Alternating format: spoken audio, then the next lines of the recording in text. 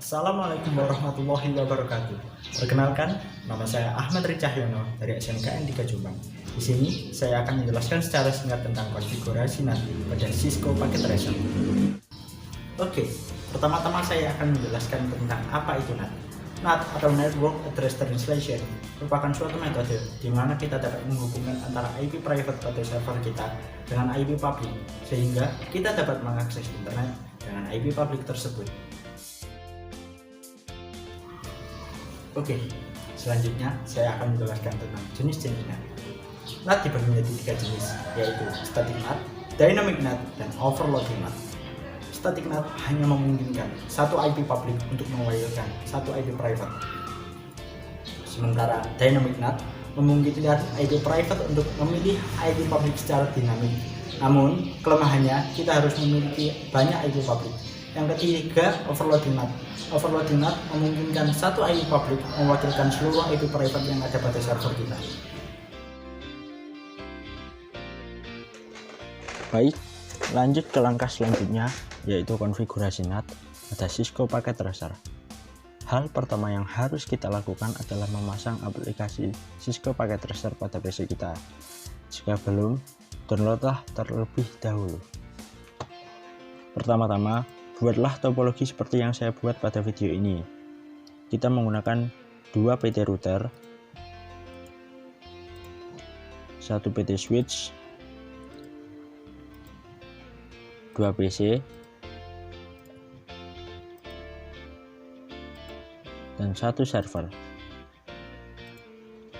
Oke, sambungkan semua perangkat ini dengan kabel automatically supaya dapat memilih tipe kabel dan port secara otomatis.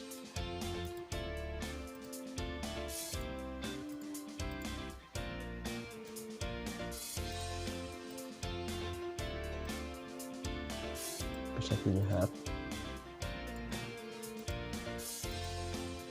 Oke, jika semua sudah tersambung, saya akan memberikan analogi dari topologi ini. Kita misalkan bahwa router, switch, dan kedua PC yang ada di sisi kiri ini adalah server kita, wilayah dari perangkat server lokal kita. Sementara router ini merupakan suatu ISP yang dapat menghubungkan kita dengan internet, dan server ini merupakan jaringan, merupakan suatu server pada internet. Misal di sini kita analogikan kita diberi IP public oleh ISP dengan nomor 200.1.1.4 sampai 200.1.1.8. Di sini misalkan kita diberikan 4 IP public oleh ISP. Oke. Lanjut, masukkan IP lokal pada kedua PC kita dengan membukanya, desktop, dan masukkan IP-nya. Di sini saya contohkan dengan IP 192.168.42 untuk PC yang pertama, dengan keduanya 192.168.41, dan net masknya 255.255.255.0. Jika sudah close, dan untuk PC yang kedua masukkan IP juga.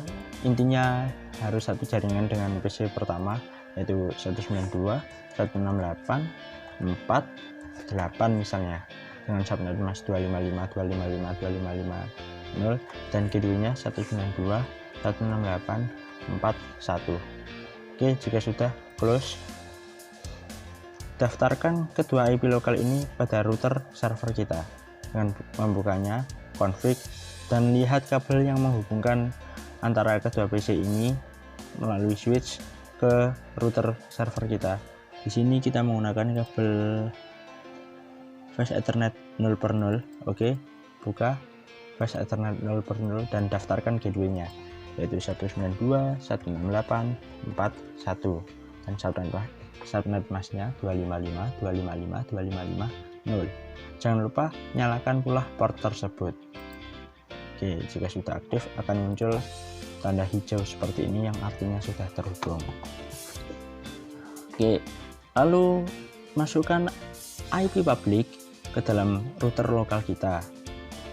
Di sini saya masukkan 200, 114 dan subnetnya 255, 255, 255, dan jangan lupa nyalakan portnya.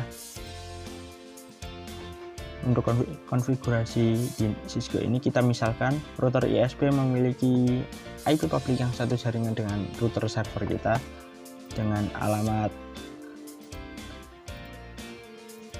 200.1.1.20 misalnya. Oke, maka antara router kita dan router ISP akan terhubung. Lalu untuk server internet, kita misalkan server ini memiliki IP 10.1.254 dengan subnet masknya 10.1 dengan subnet mask 255.0.0.0 maksud saya, dan default gateway-nya 10.1.1. Oke, terus daftarkan IP server internet ini kepada router ISP melalui kabel, melalui port maksud saya FA 0/0. Masukkan gateway-nya 10.1.1 dan subnet masknya 255.0.0.0. Nyalakan port tersebut. Oke, mereka akan saling terhubung. Tapi dapat dilihat di sini bahwa komputer lokal pada server kita belum bisa menghubungi server internet karena lihat failed. Coba lagi, karena kita belum mengkonfigurasi network address translation atau NAT pada router server kita. Langkah config-nya, kita masuk ke router server, masuk ke mode CLI dan masuk ke mode router config. Oke, daftarkan dulu IP pada server lokal kita dengan menulis perintah access list. Misalnya kita ke list yang pertama, kita berikan permit pada IP 192.168.4.0. Ini merupakan IP pada server lokal kita dan subnet masknya 0.0.0.255 agar dapat berkomunikasi dengan internet.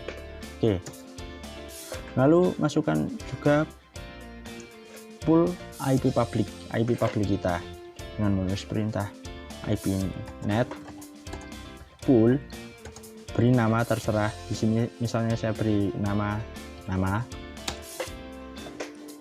dengan IP public yang kita miliki 200.1.1.1.200.114 hingga 200.1.1.8 dengan subnet masknya 255.255.0. Oke, enter. Lalu hubungkan antara IP pada server kita dengan IP public dengan menulis perintah IP NAT inside source list 1 karena kita mendaftarkan ke list yang pertama dengan pool IP public namanya di sini nama dan tipe NAT yang kita gunakan. Di sini saya menggunakan NAT dengan jenis overload. Enter. Jika sudah, atur port ini masuk ke inside dan wilayah sini akan menjadi outside untuk saat berkomunikasi. Kita tulis interface fast ethernet 0/0. Kita daftarkan IP NAT inside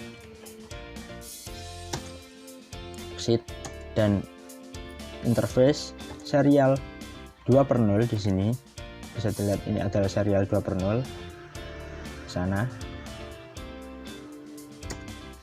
IP NAT outside. Oke, jika sudah masukkan perintah IP root pada jenis router config.